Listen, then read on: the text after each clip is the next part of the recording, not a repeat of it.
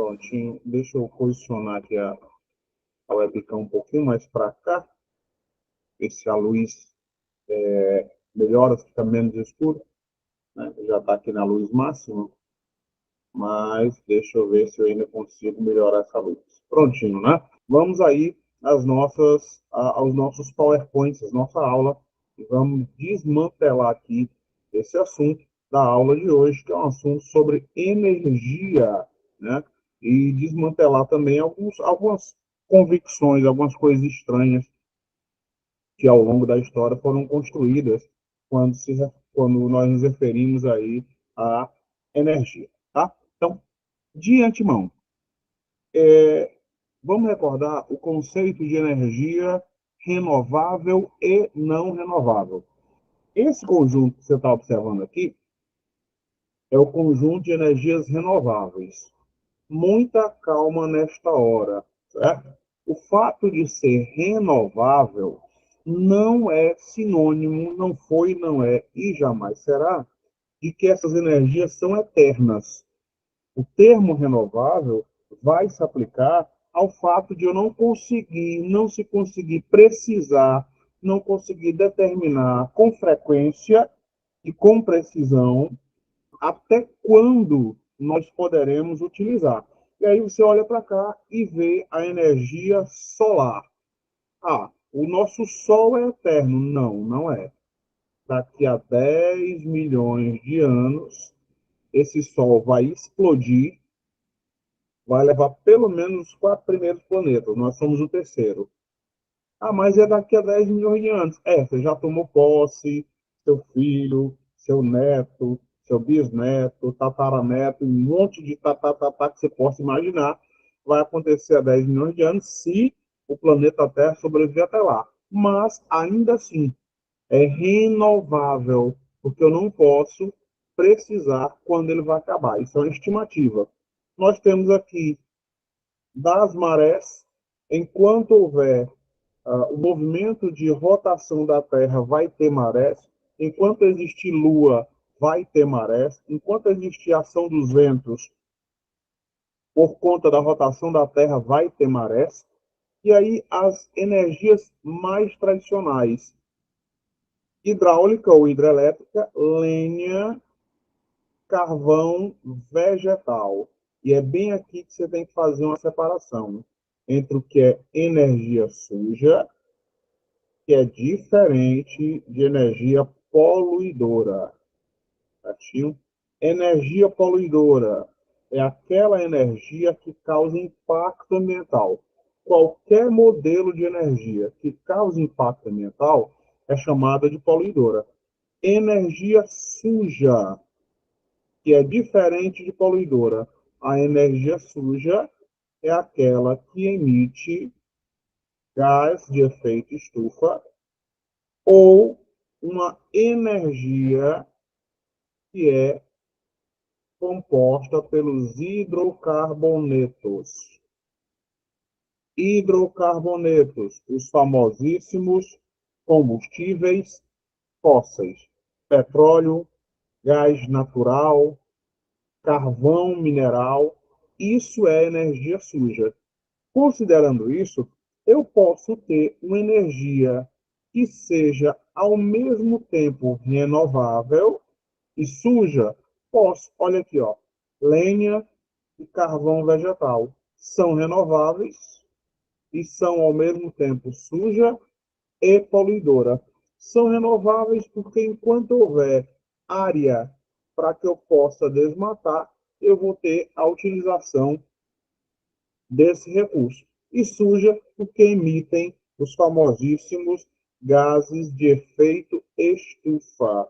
E aqui você vai perceber que esse assunto de energia, ele começa a se coadunar, ele começa a se firmar também em relação ao meio ambiente. Nós temos aqui os gases de efeito estufa. Esse gás que nós produzimos diariamente, o CO2, através do processo de respiração, o CH4, o famoso metano, o gás da putrefação, o gás da digestão, está presente nos cemitérios, nos lixões, nos aterros. tá? No processo digestivo dos animais, né? CO2 e CH4. Um outro que pouca gente recorda, pouca gente fala, é o tal do óxido nitroso, vulgarmente conhecido como gás do riso. Ele demora pelo menos 150 anos para se dispersar da nossa atmosfera. Tranquilo? Deixa eu voltar aí para vocês, ver se existe alguma dúvida, senão nós avançamos. Até aqui tudo na paz, tudo tranquilo, assunto tranquilo, energia, energia renovável, energia não renovável, alternativa, energia convencional ou energia tradicional. A banca vai cobrar dentro desses moldes, tá?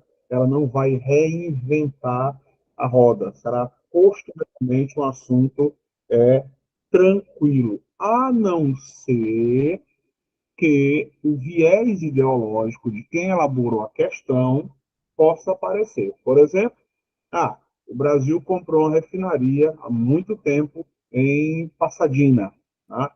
Nos Estados Unidos. Então, era uma dinâmica muito estranha para você levar petróleo do Brasil para lá, refinar lá e trazer de volta. Os custos eram imorais, certinho? Então, pode ser que o elaborador da banca puxe essa temática. Caso contrário, muito tranquilo. Vamos avançar, beleza? Nós temos aqui a usina hidrelétrica ou hidroelétrica, certinho? Tem um conjunto, todo modelo energético tem um conjunto de vantagens e um conjunto de desvantagens. Isso é comum. Primeiro, é renovável. Enquanto tiver chuva, tranquilo. É relativamente segura, né?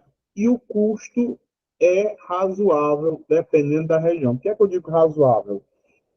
Que vai depender se esse rio ele tem um grande potencial e se ele se mantém com o mesmo volume durante o ano inteiro. Desvantagens: desequilíbrio ecológico. Eu tenho que alagar, áreas imensas para a produção de energia elétrica. Itaipu foi um exemplo, Belo Monte outro exemplo, usina de Três Gargantas, na China, outro exemplo. Eu tenho que ter condições específicas. Entre elas, eu tenho que ter rios de planalto, rios que terminem em queda d'água. Tá? O rio vem aqui, termina numa queda d'água, e aqui eu monto a minha represa. Isso vai explicar, por exemplo, por que é que o Cearazinho de Açúcar não tem uma usina hidrelétrica. Os rios cearenses são rios de planície. Isso deve ser resolvido com a conclusão da transposição do São Francisco e se o São Francisco mantiver o seu volume de água normal, que não está acontecendo. Está aqui o Cearazinho mal feito, a transposição entra por aqui, chega aqui ao complexo industrial portuário de Pecém, entra pela cidade de Jati, sai ali de Pernambuco, entra no Ceará. E aí, entre o Ceará e o Pernambuco, eu tenho aí um desnível, uma diferença de altitude de até 60 metros. Isso aqui vai possibilitar, um dia, não vou dizer que é breve, um dia, que nós tenhamos aí esse salto. E com esse salto, a probabilidade, a possibilidade de nós termos duas usinas hidrelétricas no estado do Ceará. Ele está em processo aí de formação. Eu tenho que ter também chuvas regulares. Qual é o grande problema da usina hidrelétrica? O problema da usina hidrelétrica do Brasil, geralmente aparece isso aqui, ó, UHE, é que o Brasil é extremamente dependente desse modelo e dessa matriz energética. Então, em anos em que há uma baixa quantidade de chuva, afinal nós estamos no clima tropical, e esse clima tropical, apesar de ter chuvas regulares, essas chuvas podem variar, o que é que pode ocorrer? Um ano em que eu tiver uma baixa quantidade de chuvas, aí o meu fornecimento de energia elétrica será prejudicado. Na época do Fernando Henrique Cardoso, né, o Fernando Henrique Cardoso, nosso ex-presidente, ele teve a coragem, na verdade, ele teve o descaramento, a disfarçatez de dizer que a culpa era de São Pedro, que não mandou chuva. E aí nós passamos anos e anos pagando a taxa do apagão. Né? O Brasil tem várias usinas hidrelétricas, e se você observar com atenção, você vai ver que o nosso sistema ele é relativamente bem interligado. Por que, é que eu digo relativamente bem interligado? Porque se você olhar bem por aqui assim, ó, pertinho, tá aqui Iguaçu, ó, Itaipu. A Itaipu vai fazendo conexão com tudo que é lugar. E o Nordeste depende assustadoramente desse complexo aqui, que é o complexo Chesf, né? Companhia Hidrelétrica do Vale do São Francisco. E como nós temos um sistema interligado, o que é que ocorre? Quando esse sistema interligado é atingido, ele causa um efeito em cadeia, como aconteceu aqui no sertão central do Ceará. Né? No sertão central do Ceará, perdão, numa cidade muito legal, quem ainda não conhece, recomendo. Quixadá tem um clima agradabilíssimo, não faz mais do que 72 graus à sombra, né? Uma subestação de Quixadá deu pane e aí teve o efeito em cadeia, né? O Brasil ficou às escuras. Só um estado não passou por esse perrengue, esse estado aqui, o estado de Roraima, porque ele recebe energia elétrica lá da Venezuela. Que estranho, porque a Venezuela tem sérios problemas com fornecimento de energia. A Venezuela tem sérios problemas com apagão. Na década de 60, mais especificamente em 67, tá, a ditadura militar, o regime militar da época, teve a ideia de construir uma usina aqui, no Pará. Né? Não, não é Tucuruí. Teve a ideia de construir a usina de Caparaó. Caparaó. E aí os militares, os engenheiros militares do IME, foram lá ver a probabilidade, ver a viabilidade, né? Não, vamos analisar aqui se é realmente viável nós construímos essa usina. E aí os engenheiros condenaram o projeto. Não, aqui nós teremos mais problemas do que soluções. Inviabilizaram um projeto. No governo Dilma Vana Rousseff, ela trouxe essa ideia de novo, só que agora não mais com o nome de usina de Caparaó, mas com usina de Belo Monte, aqui no Rio Xingu. O Rio Xingu é um rio perene, só que ele tem uma característica. Ele é perene, irregular. O que significa dizer isso? Se ele é perene, ele não seca. Mas se ele é perene irregular, significa que em determinada época do ano, o volume de água dele baixa. Originalmente, ia se alagar mais ou menos 1.072 quilômetros. Né? Aí, não, é muita coisa para se alagar, acabaram alagando em torno de 570, 516 na área central. 576 quilômetros equivale à cidade de Fortaleza, capital do estado do Ceará, mais alguns municípios da região metropolitana, como Eusébio, como Maracanaú, né? Somado a esses três municípios, foi a área alagada. Como se não bastasse, duas aldeias foram prejudicadas diretamente. A aldeia dos índios Paraxamba e a aldeia dos índios Arara. Se tudo isso tivesse acontecido e Belo Monte ainda conseguisse fornecer energia em quantidade e em qualidade, o prejuízo teria sido minimizado. Mas Belo Monte não faz isso. Tanto não faz que ela foi inaugurada e agora há um projeto para que se instale ali na cercania de Belo Monte, uma usina termoelétrica que vai queimar carvão, petróleo, gás ou outro produto para gerar energia para Belo Monte, porque em determinada época do ano a sua produção de energia simplesmente cai. Tranquilo até aqui? Tudo na paz? Mantemos o ritmo, aceleramos, desaceleramos. Digam aí, vocês determinam o ritmo. Lembrando que nós temos umas questõezinhas ainda para resolver, né? Não tem aula sem resolução de questões. Já a escrita, Olavo Bilac afirmava, memória falha, a escrita lembra. Tranquilo? Então vamos embora. Nós passamos aí pela desastrosa usina de Belo Monte, né? Existem vários documentários sobre Belo Monte, né? Inclusive da própria Eletronorte. Assim que vocês tiverem tempo, dê uma olhadinha. Um modelo energético que está muito na moda. De repente você já tem na sua casa aí várias pousadas no interior do estado de Ceará, no litoral, Guaramiranga, Jijoca de Jericoacoara, né?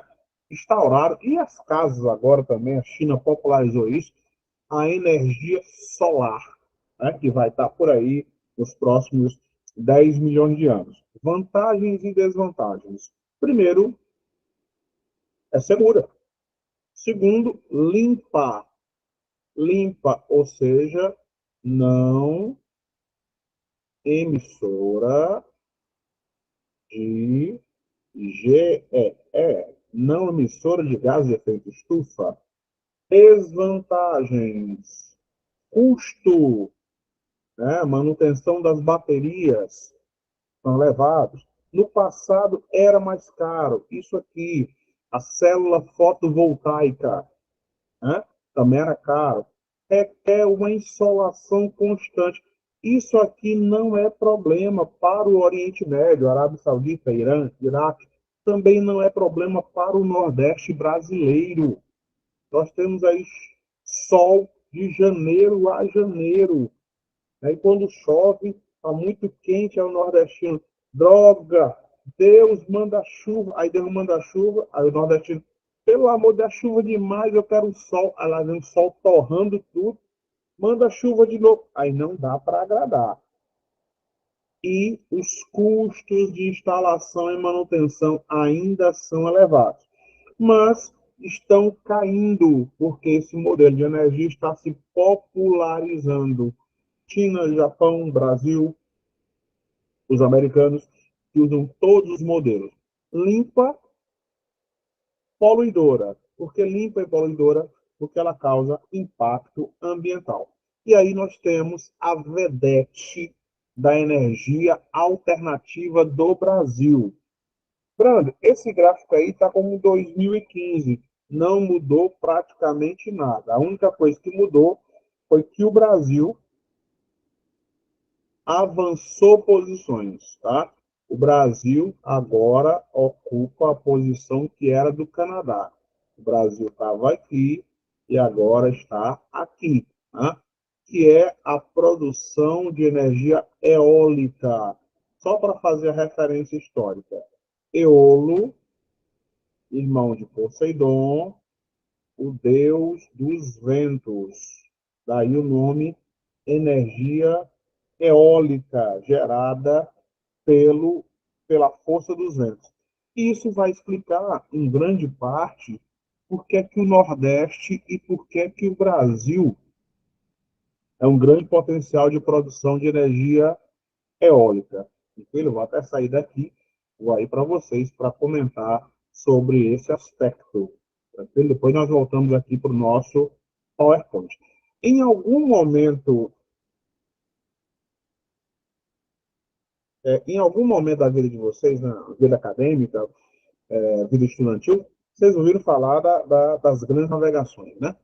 E aí Cabral, né, Pedro Álvares Cabral, chegou aqui em abril de 1500, mas o navegador espanhol Vicente Yáñez Pizón já tinha passado em fevereiro do mesmo ano. Né? O Tratado de Tordesilhas impediu que Vicente Anes Pison tomasse posse. Isso não é novidade para ninguém, nós falamos em outro momento, beleza? Cabral sai de Portugal, passa 55 dias para chegar no Brasil. 55 dias. Chega na linha do Equador, ele para numa zona chamada de Doldrum. Doldrum, né? É o nome inglês para calmaria. Uma zona de calmaria. Não tinha vento. E a caravela era movida a vento. Ali. Então, o Brasil era para ter sido descoberto, né? Os povos originários, e alguns historiadores e geólogos chamam de a grande invasão. Deveria ter acontecido dia 20 de abril, né? E aí o Brasil seria ariano, não taurino. Aí acontece dia 22, chegando aí na Bahia da Cabralha, né? Por conta desse nome, da chegada de Cabral. E aí, quando ele se afasta da linha do Equador, os ventos alísios, não confundir com Elísios. Campos Elíseos é a versão de céu grego. Você morre, vai para os Campos Elíseos. É só lembrar daquele filme inédito, O Gladiador. Essa semana ainda não passou na TV a cabo, mas eu tenho fé que ainda vai passar.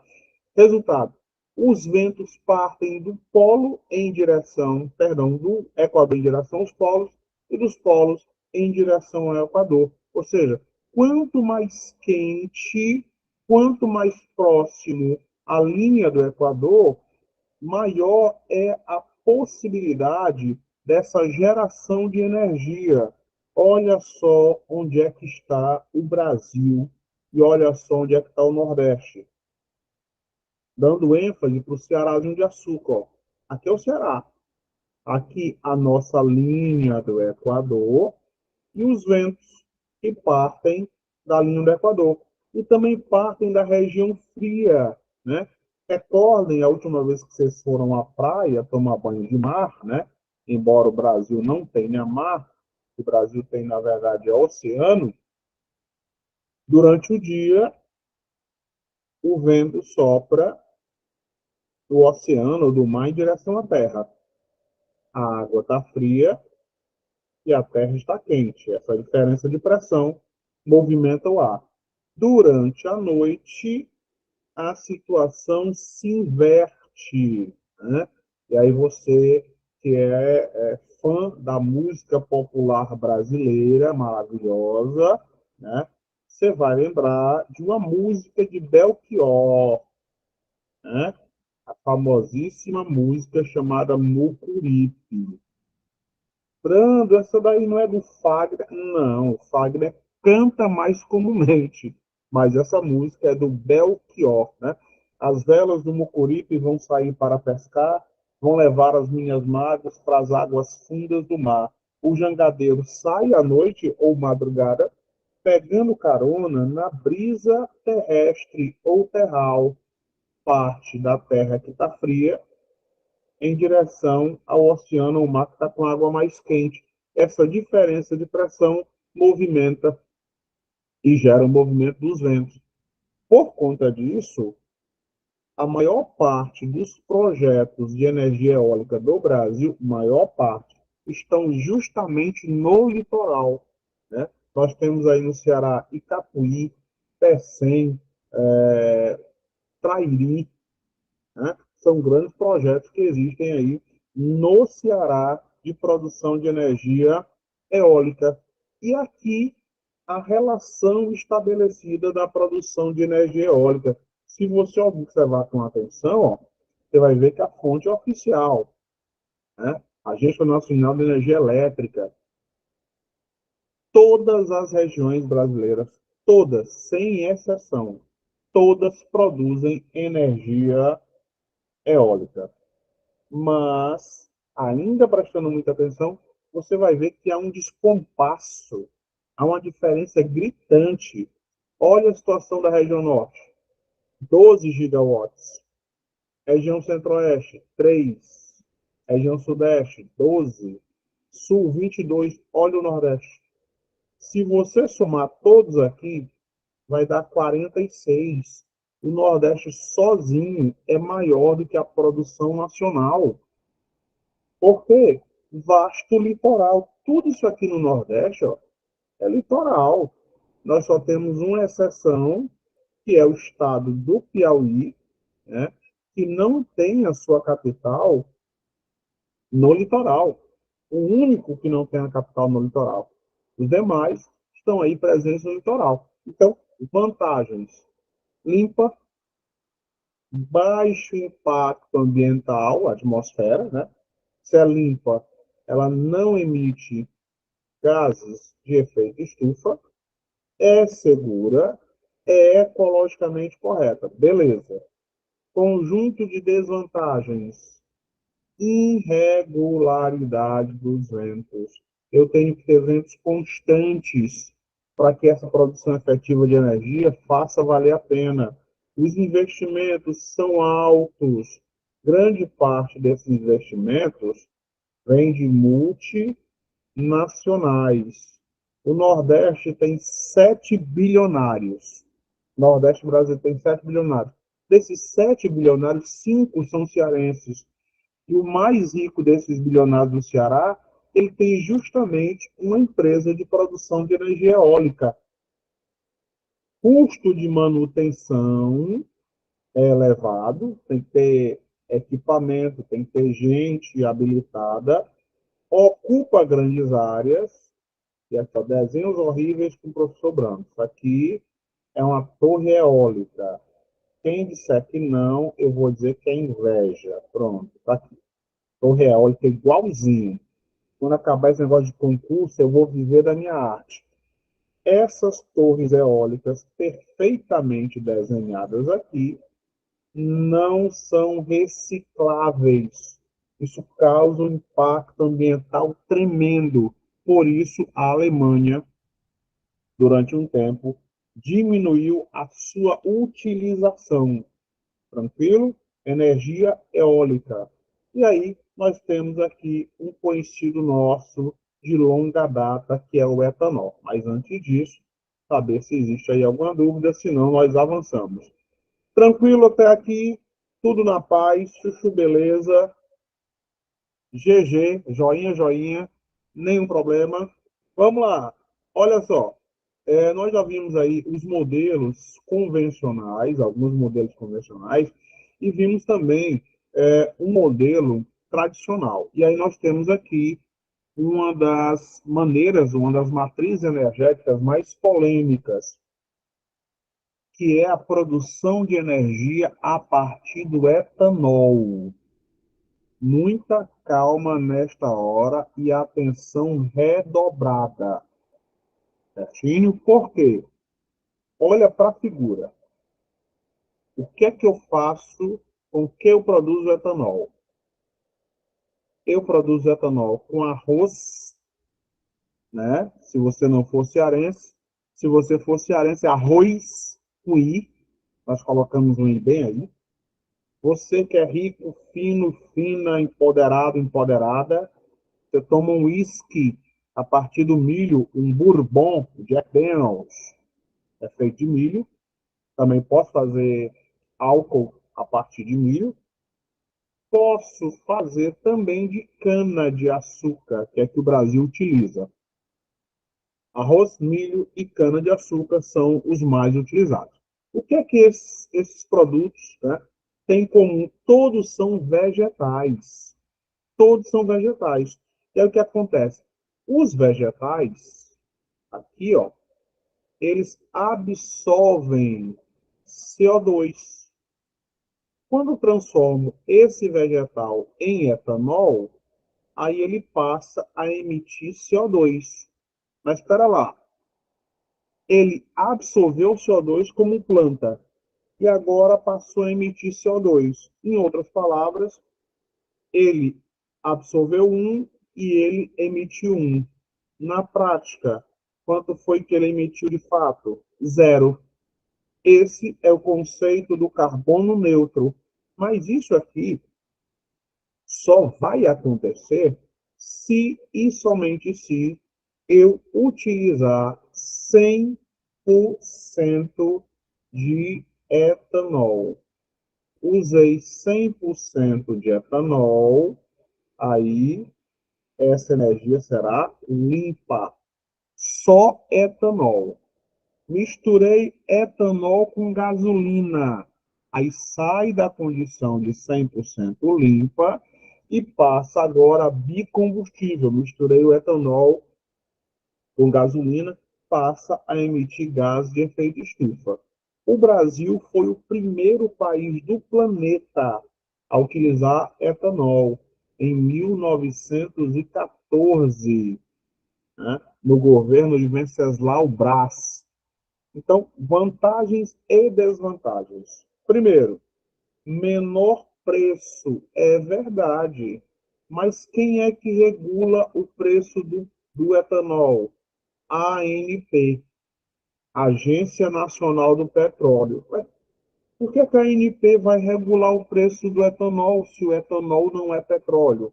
Porque se o preço do etanol cair muito, a população que tem veículo, moto, carro, vai migrar integralmente para o etanol, né? Até porque agora nós temos a chamada tecnologia flex, né? Carros usam etanol, usam bicombustível. É renovável, enquanto eu tiver área para plantar, eu vou ter produção de etanol. O impacto atmosférico é menor do que os hidrocarbonetos. Onde eu produzo etanol, eu produzo alimentos, cana, arroz, milho. Depois que eu usei o canavial, eu planto ali soja ou feijão para recuperar as perdas nutricionais do solo e o custo elevado do petróleo. O petróleo é caríssimo quando comparado à produção de etanol, né? Toda vida que o Brasil, especialmente, mudou de alternativa de combustível, foi motivado por alguma crise externa. No caso do etanol, não foi diferente. Em 1973, a crise do petróleo, chamada Crise das Sete Irmãs, fez com que o Brasil lançasse um programa em plena ditadura militar, que foi o programa do Proálcool, produção de álcool a partir da cana. No entanto, nessa época, nós não tínhamos a tecnologia flex, né? E aí chegava o período de inverno, o carro demorava uma eternidade para poder pegar. Desvantagens: poluentes nas plantações, produtos químicos, agrotóxicos e um subproduto chamado vinhaça, que contamina o solo e contamina também o cortador de cana. Exploração do trabalhador rural. É mais barato um trabalhador rural do que uma colheitadeira. Ocupa grandes áreas, e isso são apresentados como desvantagens em relação à produção de etanol.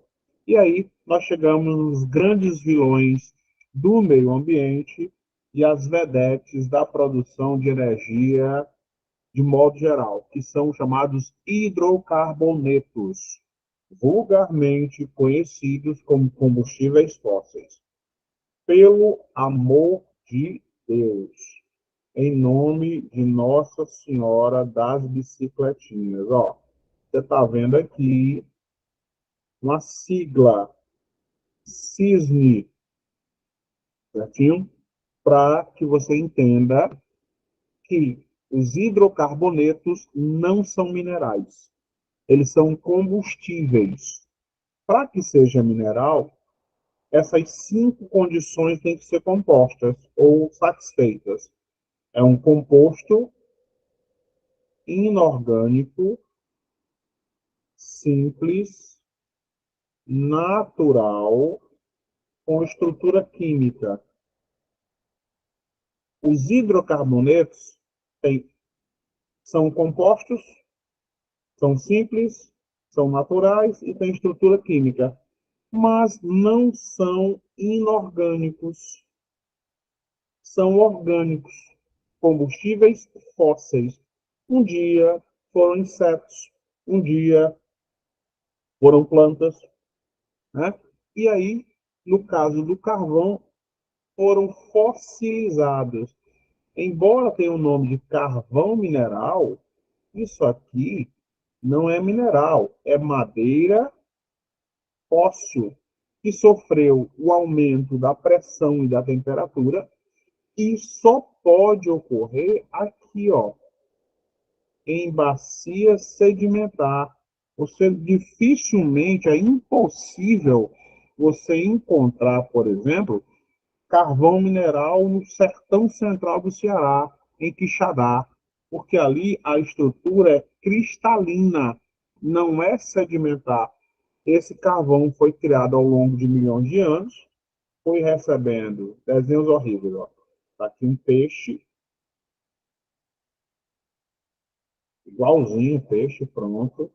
Foi recebendo camadas e camadas de terra e ele foi se liquefazendo, ou virou petróleo, ou virou gás. E no caso das florestas, foi fossilizado. Daí a denominação de carvão mineral, embora de fato não seja mineral. Tá? Vantagens e desvantagens, tem vários tipos. Quanto maior a quantidade de carbono, maior a qualidade. Ó. Antracito, madeira, tufa, lignito, hulha. Certinho? Tem teor de carbono e qualidade vai mudar de acordo com a concentração e os problemas que são gigantescos. Primeiro, ele é mais poluente dos hidrocarbonetos, porque ele emite uma quantidade de gás de efeito estufa absurda. Altíssima produção de CO2 e o custo de exploração é alto, inclusive o custo humano é muito alto nesse processo de exploração do carvão mineral. Tranquilo? Vamos lá. Nós temos aqui, entre outras coisas, né, a nossa energia, a energia que move o mundo, o famigerado petróleo. Né? O maior produtor de petróleo mundial, certinho, são os americanos ainda.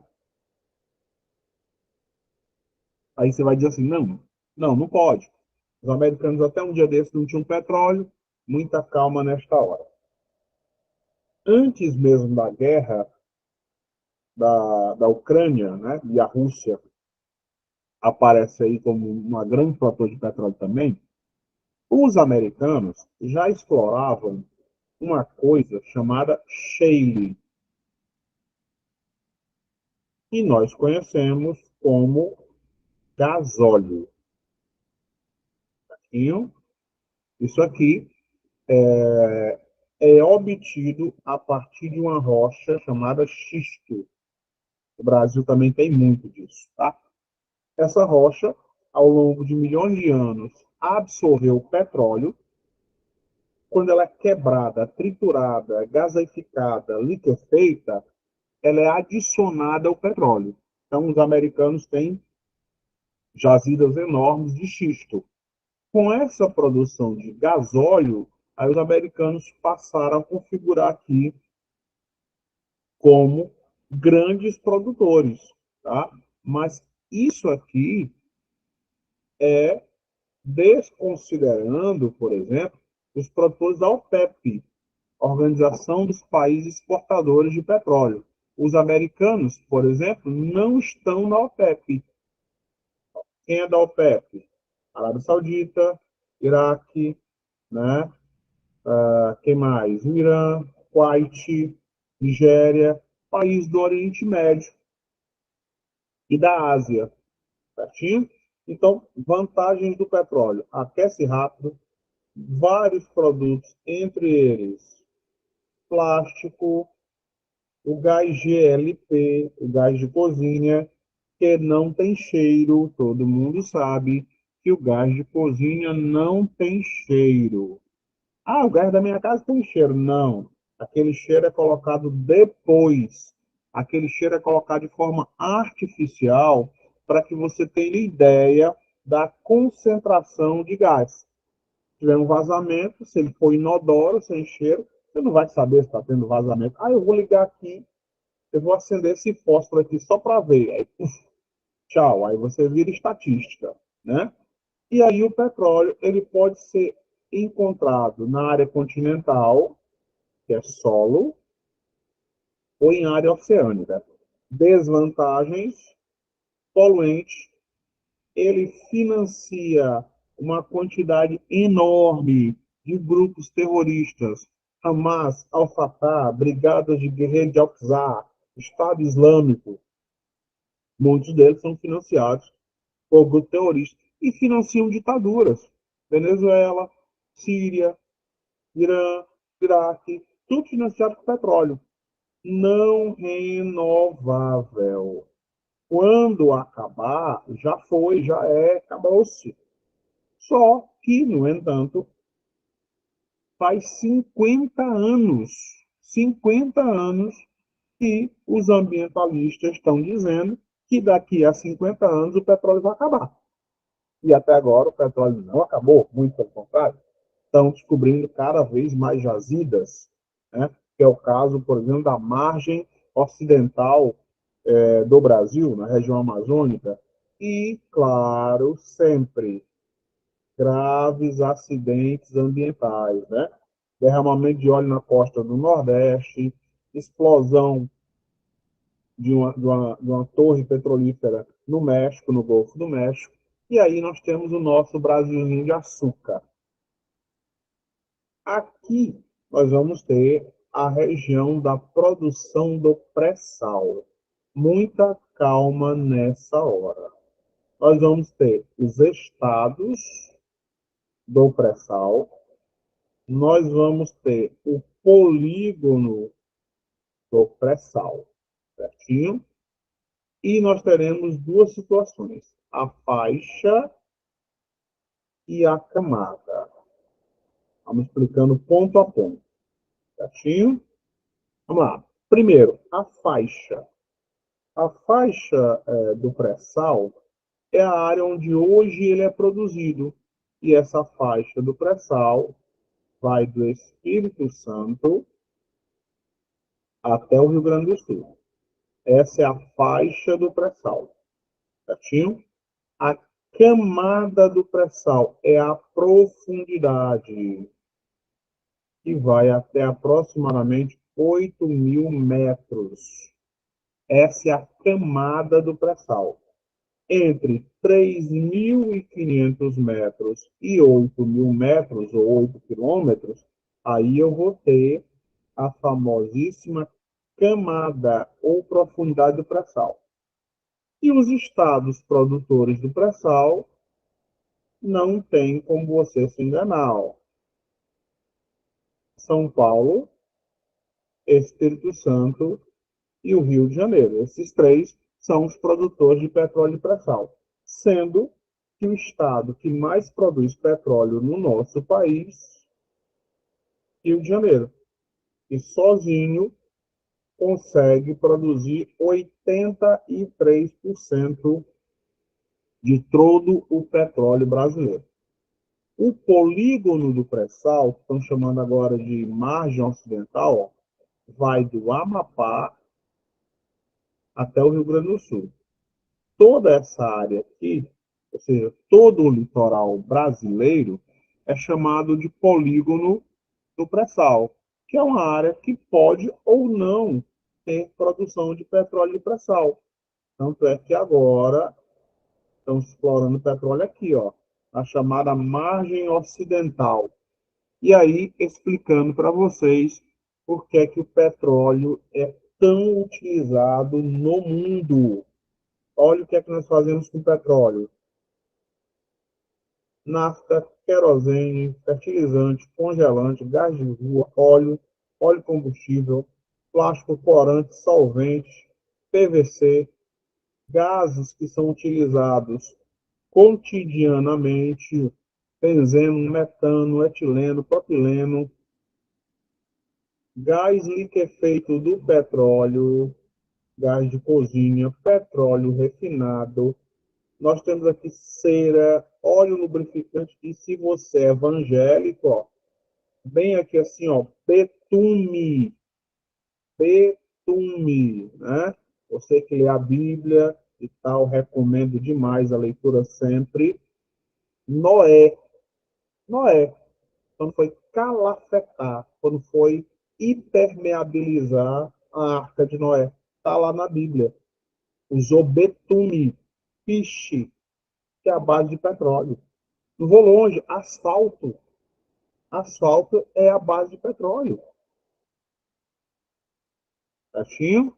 A diversidade de produtos do petróleo.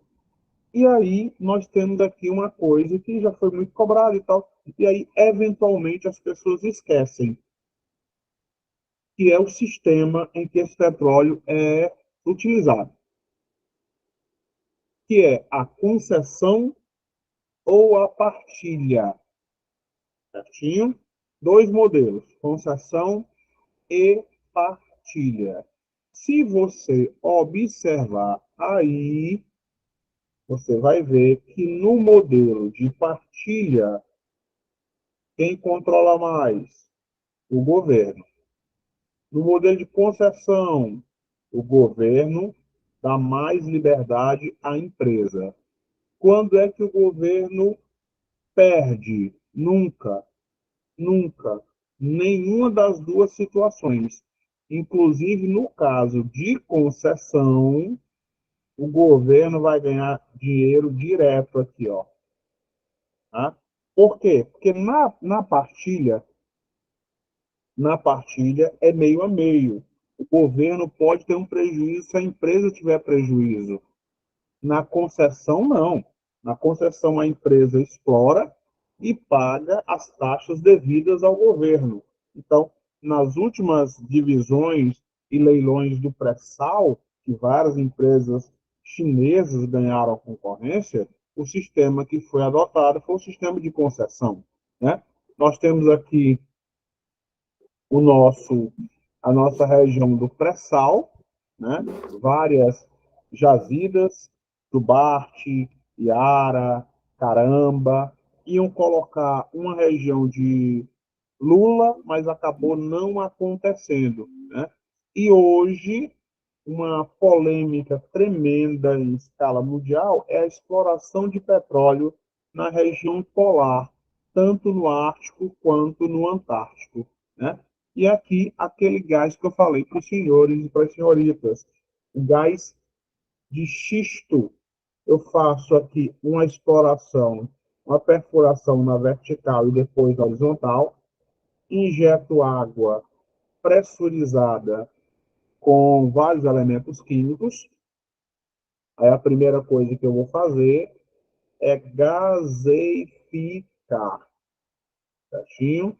Eu não sei se vocês recordam, né? Se o carro de vocês é a gás natural ou é a gasolina, né? Mas lembra, quando você vai no posto de gasolina e também tem gás natural, vocês já viram como é que rola? Como é que acontece? O cara vai lá, bota o carro, deixa as portas todas abertas e sai de perto.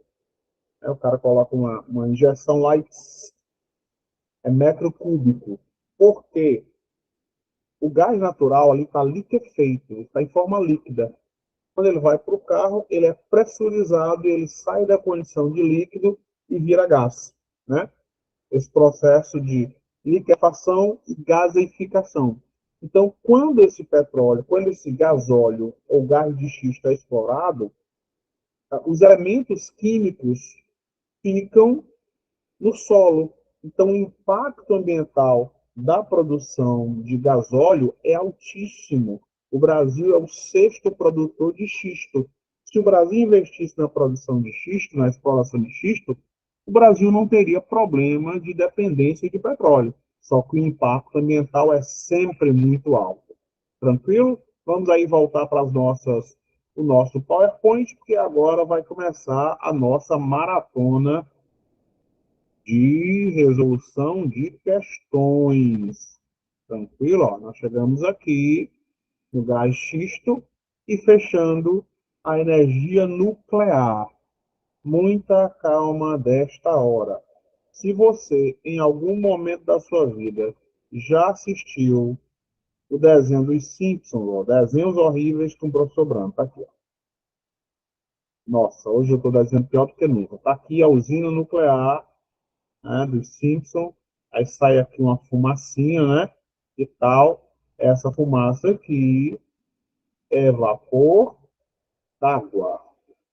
Não tem radiação nesse negócio, certinho? Não tem radiação. Esse vapor d'água, ele é utilizado para refrigerar justamente a turbina. Aqui, ó. E essa turbina, o reator ele vai quebrar o urânio, o plutônio, e aí nesse processo de fissão nuclear, aquece a água, libera esse vapor, movimenta a turbina e gera energia. Problema, os riscos aqui são muito grandes. A energia nuclear, ela é limpa. Como assim limpa? Ela não emite gases de efeito estufa. Não emite gases de efeito estufa. Só que os custos de manutenção são elevadíssimos. O Brasil tem urânio para ter 32 usinas. Nós temos tanto urânio que nós temos no Ceará, no município de Santa Quitéria, no distrito de Itataia. Desde 67, se sabe que o Brasil tem urânio ali. Então, nós temos urânio na Bahia, no Ceará, Minas Gerais e no Paraná. O Brasil só tem duas usinas nucleares, faz dezenas de anos, literalmente, que já era para ter concluído a terceira, que é a Angra 3, mas até agora nada. E aqui os países do BRIC, né? E a produção de energia nuclear. Você está vendo aí o Brasil com a sua produção de energia, na sequência a Argentina, né? Nós temos aqui a Índia, temos para cá o Japão, e os países que mais têm energia nuclear ou usinas nucleares em ordem são essas: Estados Unidos da América, depois, não é o Japão, depois é a França, e em terceiro lugar, o Japão. Tranquilo? Aqui o acidente de Fukushima, em 2011, e agora a nossa primeira questãozinha. Vou voltar aí para vocês, tranquilo, ver se tem alguma dúvida, senão a gente começa com a maratona de resolução de questões. Tranquilo até aqui, se cair na nossa prova aí uma questãozinha sobre energia, tá de boa, um dos meus alunos tá de boaça, não tem problema. Podemos agora dar um sacode nessas 10 questõezinhas. Nós temos mais ou menos aí meia hora para resolver 10 questões. Moleza. 0800. Beleza? Vamos aí dar um sacode nas nossas questões. Tranquilo. Eu ia até deixar aqui um minutinho para vocês resolverem, mas o horário está avançando, né?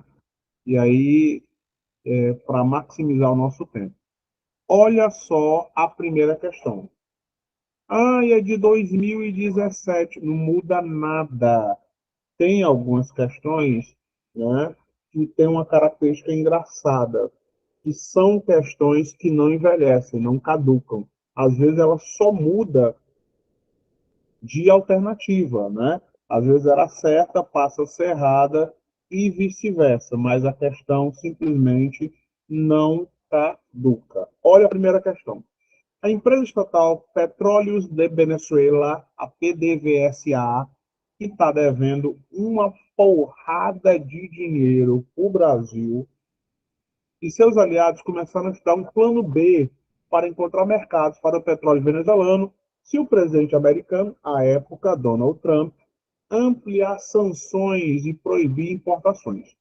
A Venezuela apostou todas as suas fichas na produção de petróleo. Então, toda vida que eu tenho uma crise no setor de petróleo, Ou seja, de superprodução, aí o preço cai. De redução da produção, aí o preço sobe. Em qualquer uma dessas duas situações, tá? Isso impacta diretamente o petróleo da Venezuela e dos grandes produtores, como Rússia, Irã, Iraque, o próprio Catar, que sediou aí a Copa. Então vamos lá. A possibilidade de embargo, né, de impedimento do petróleo da Venezuela por parte dos Estados Unidos passou a ser discutida com maior intensidade após o governo venezuelano. Primeiro, a Venezuela não rompeu com a ONU, nem com a OEA, Organização dos Estados Americanos. Diga-se de passagem, a OEA não reconhece a atual eleição do senhor Nicolás Maduro, até porque Nicolás Maduro não permitiu, né, uma auditoria, não permitiu que observadores internacionais participassem do processo eleitoral. Descarta o item A. B. Fechar completamente as suas fronteiras. Ele até pensou nisso, colocou tanques, mas aí os venezuelanos fugiram e fogem principalmente para dois países, para o Brasil e para a Colômbia. Nós temos muitos venezuelanos no Brasil, e o Brasil se limita com a Venezuela na região de Roraima. O item A e o item B eliminados. Você também vai eliminar de cara, né, essa questão aqui. Ele decretou estado de sítio. E ao decretar estado de sítio, o que é que ele fez? Ele começou a ter superpoderes. O Conselho Nacional Eleitoral da Venezuela, o CNE, em bom cearense, 90% foi nomeado pelo próprio Nicolás Maduro. Então, ele costumeiramente decreta o chamado estado de exceção. O estado de exceção permite que o presidente venezuelano, ou qualquer outro presidente que decrete tal do estado de exceção, possa assinar e criar decretos, criando lei do próprio punho. Escreveu, assinou, está valendo. Tranquilo? Eu vou voltar aí para vocês, ver se tem alguma dúvida, e aí, se não, nós avançamos para a segunda questão.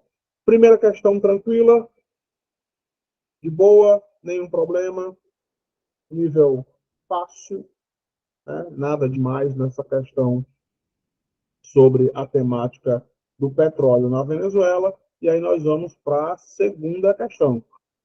Certinho? Podemos? Então vamos embora para a segunda questão. Na tela de vocês aí a nossa segunda questão. Né? Está suave, vai dar tempo de resolver aí todas as nossas questões. Olha a segunda, mais fácil ainda. Só erra se você quiser, né? Não tem erro. O Brasil ultrapassou o Canadá para se tornar em 2017 o oitavo país do mundo com maior capacidade instalada em usinas eólicas, com cerca de 12,8 gigawatts, em uma trajetória ascendente, né, subida dos investimentos na fonte renovável, que pode levar a um novo avanço no ranking neste ano. Disse a Reuters, a presidente da Associação Brasileira de Energia Eólica, a ABEÓlica. Tá? Você está vendo que o texto é do G1, é um texto de 2018, e, no entanto, a questão continua 100% atual. Com base em seus conhecimentos sobre a atualidade do tema, assinale a alternativa que apresenta a região com os melhores parques eólicos do Brasil. Se eu estou me referindo aos melhores parques eólicos do Brasil, eu vou eliminar essas duas regiões. Essas duas regiões produzem 3,1 gigawatts cada uma. Acabou. Aí nós ficamos com duas, Nordeste e Sudeste. Depois do Nordeste, a região que mais produz energia eólica é a Sul, disparado o Nordeste. Em ordem, são esses três estados que são os maiores produtores de energia eólica do Brasil, nessa ordem apresentada aqui. Rio Grande do Norte, Bahia e o Cearazinho de Açúcar. Não tem erro, cair na prova é questão certa. E aí vem agora uma questão um pouquinho mais puxada, só um pouquinho, né? Agente penitenciário do Piauí, a banca foi adaptada para se adequar à nossa realidade. E aí vem um texto um pouco maior, né, para não ter, para contextualizar, né, para embasar a nossa questão. Os preços de barris de petróleo estão em queda vertiginosa no mercado mundial. E na avaliação da Agência Internacional de Energia, IEA, a tendência de baixa cotação deve se manter até o final da década. Entre agosto de 2014 e meados de 2016, o preço do barril de petróleo caiu 65%. Essa queda acentuada dos preços da principal fonte de energia mundial impacta de diferentes formas a geopolítica global, os investimentos das petrolíferas e a matriz energética global, sem nenhum problema, independente da data ser 2014, 2016. O texto fala que é uma tendência até o final da década. No entanto, ninguém contava com a guerra da Ucrânia e da Rússia. E a Rússia é um grande produtor de petróleo, então isso impacta os preços, mas não para baixo, sim para cima. Então vamos eliminar os absurdos. Primeiro, você vai eliminar de cara, né, o item A. O que é que ele diz aqui? A baixa cotação do barril de petróleo tem implicações geopolíticas de grande magnitude, pois afeta diretamente os Estados Unidos e a Arábia Saudita, países muito dependentes das exportações. A Arábia Saudita é muito dependente das exportações. Os Estados Unidos, não. Elimina o item A. Na sequência, a queda acentuada do preço do barril associada à crise de endividamento e dos escândalos de corrupção envolvendo dirigentes da estatal brasileira do petróleo não afetaram as metas de extração do pré-sal. Claro que, essa queda não tem sido acentuada, foi acentuada. 2, o Brasil, apesar de ser um grande produtor de petróleo, ele não tem mais a chamada autossuficiência. A autossuficiência, ela acontece quando um país ou uma região consegue produzir primeiro para o seu mercado interno e depois consegue produzir para o mercado externo. Então, nós ficamos aí com duas questões. Essa é uma questão que pode ser considerada de nível difícil. Item C. A produção desvairada ou descontrolada de óleo de xisto e areias betuminosas da Austrália nunca foi uma grande produtora de petróleo. Tá? Então, óleo de xisto, não tem como destaque aí a China, não tem como destaque os Estados Unidos. O Brasil, se quiser investir, também tem grande destaque. Então, se elimina o item C. A nossa alternativa, item D de dado. O preço do petróleo no mercado mundial é determinado pela oferta e pela demanda, pela procura e pela produção. Se eu, perdão, se eu tenho um aumento da produção, eu tenho uma queda do preço. Se eu tenho uma queda da produção, eu tenho uma elevação do preço. Então, questão número 3, de nível difícil, mas nada que nós não possamos aí resolver. Tranquilo? Vamos lá. Está acabando. As forças. Prontinho? Questão 1, 2 e 3. Primeira de nível médio, segunda de nível fácil, terceira de nível difícil. Né? Nós sempre graduamos aí as questões, que nós nunca sabemos o que, é que a nossa banca pode aprontar conosco. Tranquilo? Podemos ir para a quarta questão? Nenhum problema? Vamos embora. Quarta questão. Vamos lá. Quarta questão, quarta questão. Questão número 4. Vamos lá. A questão número 4 é uma questão de assertiva, né? Aí foi da Prefeitura de Morada Nova. Muito boazinha, muito bem construída. E é uma questão de assertiva. As questões de assertiva facilitam mais a nossa vida, porque à medida que você vai lendo a assertiva, você vai desmantelando, vai descortinando esse mesmo item, né? Petróleo em queda. Quais as causas e efeitos e por que a gasolina não cai?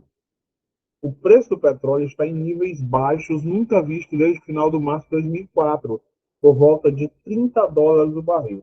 O barril aí tem 170 litros, perdão, 270 litros.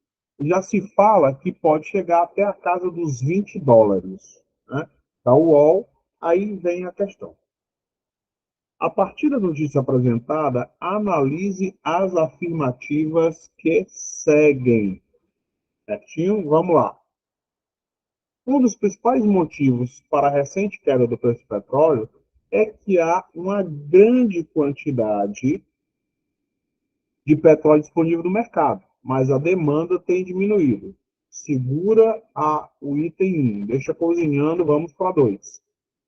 A aceleração intensa da economia chinesa, observada nos últimos 2 anos, acabou contribuindo bastante para a derrubada do preço. Muita calma nesta hora. À medida que a economia chinesa cresce, ela vai aumentar o consumo de petróleo. E se ela vai aumentar o consumo, essa produção e a necessidade desse petróleo não vai derrubar o preço. Muito pelo contrário. Então, onde tiver o item 2, eu elimino. Elimino o item A, elimino o item C e elimino o item D. 0800. Questãozinha moleza só para você se animar. Vamos justificar a 1 e a 3. Alguns países sofrem particularmente mais com a redução dos preços do petróleo, sobretudo a Venezuela, a Rússia e Irã, em razão de grande peso das commodities de suas economias. Verdadeiríssimo. Tá? Ó, Venezuela, grande produtor, Rússia, grande produtor, Irã, grande produtor. E o item 1. Um dos motivos para a recente queda do preço do petróleo é que há uma grande quantidade de petróleo disponível no mercado, mas a demanda vem diminuindo. Nunca, enquanto tiver plástico, enquanto tiver carro movido a gasolina e a diesel, nós vamos ter a necessidade constante de petróleo. Então, somente o item 3 é correto, tá? Questão de nível fácil. Questão número 5 é uma questão que nós podemos considerar de mediana. Né? Nós sempre alternamos aí uma questão de nível fácil com a questão de nível mediano. Em 2015, tá? Eu acho, se eu não me engano, eu alterei na nossa questão a data. Em 2015, os Estados Unidos, país que não é membro da OPEP, a OPEP é um cartel, certinho? Toda vila que nós falarmos em cartel, cartel, não é cartel de drogas. Cartel é uma situação econômica em que eu tenho uma padronização de preços. Padronização de preços, né? Você vai num posto de gasolina, aí a gasolina, sei lá, tá R$ 6, né? Aí vai no outro, tá R$ 6, no outro R$ 6, no outro R$ 6. Os donos de postos de gasolina acordaram nesse dia, não, hoje nós vamos colocar o preço a R$ 6? Não, isso é padronização de preços, é cartel e é crime, né? Mas a OPEP é um grande cartel. Sobre essa fonte de energia, né, é correto afirmar a queda de oferta de petróleo em 2022 pelos países não membros da OPEP é resultado do uso de energias alternativas, como os biocombustíveis e também a expansão da termoelétrica. Olha só, na termoelétrica, eu posso usar bagaço de cana, mas muito comumente eu uso diesel e carvão mineral. Então, se eu tiver expansão da termoelétrica, isso não vai significar de jeito nenhum de que eu estarei usando menos petróleo ou menos combustível fóssil. Se elimina o item A. Item B. O Brasil, país que não é membro da OPEP, destaca-se pela exploração de jazidas de petróleo em rochas vulcânicas. Nunca nós só podemos ter petróleo em rochas sedimentares. Se apareceu rocha vulcânica, isso aí é uma formação chamada de cristalina, que é uma rocha cristalina dura, resistente. O melhor é dar o exemplo. Pedra de calçamento, a famosa pedra de granito. Ali é um exemplo de rocha cristalina. Não existe petróleo em formação cristalina. Eliminei o item A e eliminei também o item B. Dois itens possíveis.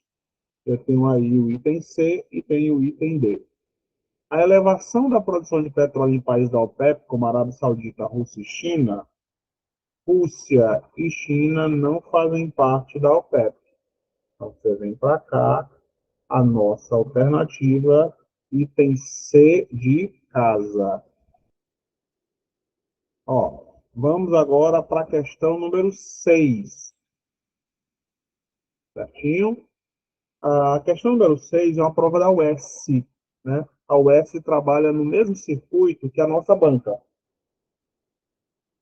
no circuito ABCD, né? Tanto é que ela está aqui, ó, como uma questão adaptada, porque essa prova particular da UES tinha um erro de gabarito. E aí eu fiz uma modificação, fiz uma correção, né? Vamos lá. Nos últimos tempos, muito se tem falado sobre a importância das fontes de energia. São fontes de energias renováveis, certinho? Primeiro, se aparecer qualquer hidrocarboneto, vulgarmente conhecido como combustível fóssil, se aparece hidrocarboneto ou combustível fóssil, de antemão não é renovável. Então vamos lá. Primeiro que eu elimino, carvão mineral, descartado, né? Na sequência, eu também vou eliminar petróleo, descartado. E elimino também gasóleo. O gasóleo vem do xisto, que é um hidrocarboneto.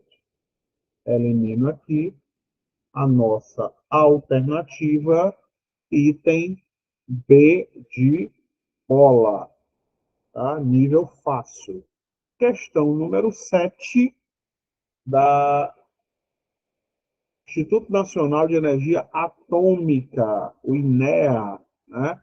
Questãozinha bem boazinha, questãozinha assertiva, é bem mais fácil, bem melhor a gente resolver. O uso de álcool como combustível proveniente da cana-de-açúcar vem sendo considerado interessante por outros países e tende a crescer no Brasil. Sobre as vantagens do uso do álcool como combustível, em comparação aos derivados de petróleo, considere as alternativas a seguir. Trata-se de uma fonte renovável de energia, sim. Enquanto eu tiver área cultivada, cana, milho, arroz, eu vou ter produção de etanol. Então, se a primeira alternativa é verdadeira, eu já elimino de cara dois itens, o item B e o item C. Vou aí para a segunda, né? Se a segunda tiver certa, já foi a minha questão. Sua queima provoca menor emissão de CO2, com certeza. Primeira e segunda verdadeira, elimino o item A, nossa alternativa, item D de dado. É mais eficiente que a gasolina procedente no motor? Não, não é. Porque uma característica do etanol é o fato de ele ser volátil, o fato de ele evaporar muito rapidamente. Questão número 8, também do INEA. Né? Vamos lá. Uma pesquisa inovadora promete consolidar a posição estratégica do Brasil como um grande produtor mundial de biocombustível.